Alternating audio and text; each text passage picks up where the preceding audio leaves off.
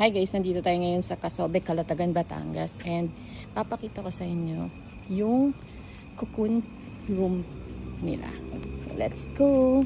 So ito yung color yellow. Ito yung pang-open ng pinto nila.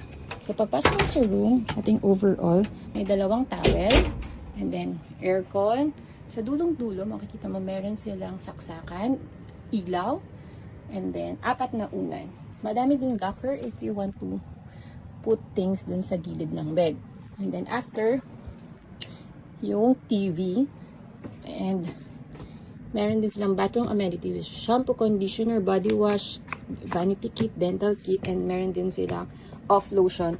And then after, coffee, tea, sugar, kettle.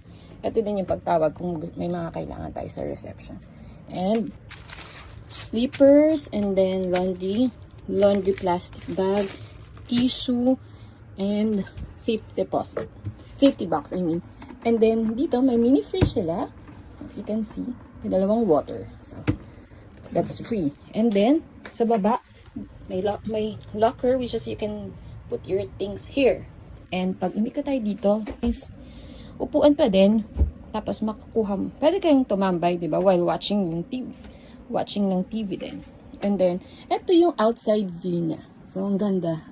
So makita mo yung mga cute na cocoon rooms din. That's it. Bye!